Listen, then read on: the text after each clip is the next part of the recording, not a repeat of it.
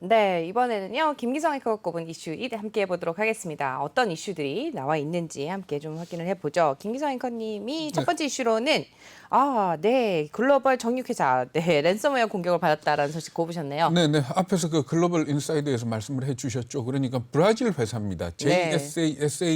JSBSA라는 회사인데 이 회사의 자회사가 JBS USA인데 이 네. 회사가 랜섬웨어 공격을 받은 겁니다. 그래가지고 북미 공장하고 호주 작업장이 일시 중단한 걸로 이렇게 알려지고 있는데 언제 네. 재개가 될지는 모른다라는 그런 기사가 뜨고 있습니다. 어. 일단 지금까지 미국 쪽에서 나오는 얘기를 종합을 해볼 것 같으면은 러시아에 기반을 둔 범죄 조직이다라고 얘기가 나오고 있고요. 그리고 또 장피에르 백악관 부대변인이 얘기를 했죠. 랜섬웨어 공격과 관련해서 러시아 정부에다가 직접 접촉을 해가지고 범죄자를 숨겨줘서는 안 된다라고 경고를 했다라고 네. 보도가 되고 있습니다. 그리고 또 FBI가 현재 조사를 하고 있고요. 그렇죠. 저 얼마 전에 사실 5월이었죠. 송유관 회사가 공격을 받고 또 몸값을 지불했잖아요. 네, 그렇습니다. 5월 7일이었죠. 콜로니얼 파이프라인이 공격을 받고 이 송유관 운행이 중단이 되면서 미국의 휘발유 값이 급등을 하는 그런 현상을 그랬죠. 나타냈었죠. 그런데 제일 문제가 뭔가 하면 그 해결을 갖다 돈을 주고 해결을 했지 않습니까? 맞습니다. 대략 우리 돈으로 한 50억 원 정도를 비트코인으로 줬다라고 네. 보도가 나왔는데 이번에 그 정육회사에 대한 랜섬웨어 공격도 사실 그때 돈을 줬기 때문에 한 거 아니냐라는 그러니까요. 그런 뒷말까지 나올 만큼 이 부분에 대한 파문이 큽니다. 근데 알고 봤더니 우리 기업들도 공격을 받은 사례가 많다면서요. 지난 1년 동안 랜섬웨어 공격을 받은 우리나라 기업들이 한 10개 정도 되는 걸로 그런가요? 이렇게 나타나고 있습니다. 대부분이 우리나라에 있는 본사를 공격한 게 아니고 네. 해외에 있는 해외 법인들을 공격한 걸로 이렇게 알려지고 네. 있는데 CJ, LG, 기아 등의 해외 법인들이 네. 랜섬웨어 공격을 받은 걸로 이렇게 보도가 되고 있습니다. 그래서 공격을 한 주체는 아바돈이라 그럽니다. 아바돈이라는 해킹 단체인데 금품을 요구했고 금품을 요구하면서 또 뭐까지 협박을 했는가 하면은 돈 안 내놓으면은 디도스 공격을 하겠다라고까지 했다 이렇게 얘기를 하고 있습니다. 네. 그런데 사실 이 랜섬웨어 공격을 받게 되면 돈을 주거나 그러니까 몸값을 지불하거나 아니면은 유출된 자료를 포기하거나 둘 중 하나밖에 방법이 없다 그럽니다. 네. 그렇기 때문에 사전 차단이 제일 중요한데 결국 이 랜섬웨어 공격도 이메일이나 아니면 잘못된 그 링크를 갖다 눌러가지고 하는 거기 때문에 이 부분에 그 직원들이 굉장히 조심을 하고 보안 교육을 좀 많이 해야 될 거다라는 그런 얘기들을 하고 있습니다. 네, 첫 번째 이슈로 또 랜섬웨어 공격을 받은 JBS 소식 전해드려봤습니다.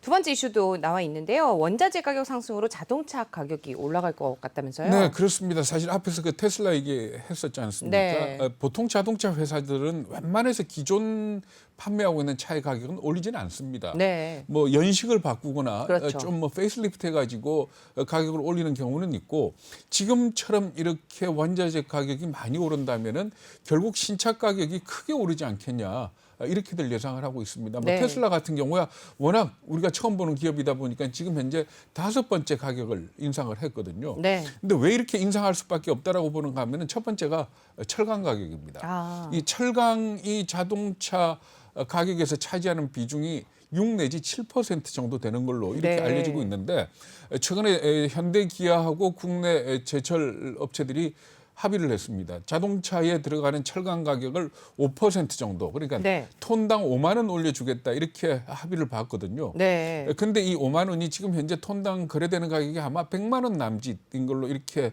예상이 되기 때문에 네. 5% 정도 철강 가격이 올라간다. 이렇게 보시면 되고 이게 차값에 미치는 영향은 제가 아까 말씀드렸듯이 전체 차값이 한 6, 7% 되니까 상당한 비중을 차지하는 걸로 이렇게 봐야 될 겁니다. 네. 지금 또 타이어 가격도 굉장히 올랐다면서요? 네, 그렇죠. 그 자동차 회사가 차 팔면서 타이어 빼고 팔 수는 없는 거 아닙니까? 그럼요. 네. 그런데 그 타이어 가격이 상당히 많이 올랐습니다. 그러니까 우리나라 3대 타이어 회사 그러면 한국 타이어, 금호 타이어, 넥센 타이어 이렇게 네. 얘기를 하는데 적게는 한 3 내지 5%, 많게는 7 내지 10% 정도 어우, 올랐다 그러거든요. 네. 그리고 또 전 세계적으로 이 타이어 가격을 좌우하는 회사가 쉐보론입니다. 네. 쉐보론 같은 경우에는 얼마 전에 한 좀 올렸고 네. 7월에도 13% 정도 올리겠다라고 이렇게 예고가 되어 있다 그러거든요. 네. 그러니까 이것만 생각하더라도 철강 올라가죠. 그러게요. 그리고 또 타이어 올라가죠. 그러니까 아무래도 차값이 연식이 바뀌면서 굉장히 좀 많이 올라가지 않겠냐 이렇게들 예상을 하고 있습니다. 네, 뭐 일반차도 그렇지만은 전기차 가격 상승 압박 더 심하다고 네, 그러는데요. 그렇습니다. 그러니까 일반 차도 물론 이 요소들에 의해서 차값이 올라갈 가능성이 있지만은 네. 특히 전기차가 더 큰 영향을 받는 대표적인 게 두 가지가 있습니다. 하나는 구리, 네. 하나는 반도체입니다. 아. 구리 같은 경우에 내연기관차에는 한 대당 55kg 정도의 구리가 사용이 되는데 네. 전기차 같은 경우에는 이게 최고 한 80kg까지 사용이 된다 그러거든요. 네. 그러니까 그만큼 구리가 많이 들어가는데 잘 아시다시피 지금 구리 가격이 $10,000를 넘었었지 않습니까? 그렇죠. 그러면서 사상 최고치를 기록을 하고 있기 때문에 이건 역시 자동차 업체 큰 부담이 될 걸로 예상을 하고 있고요.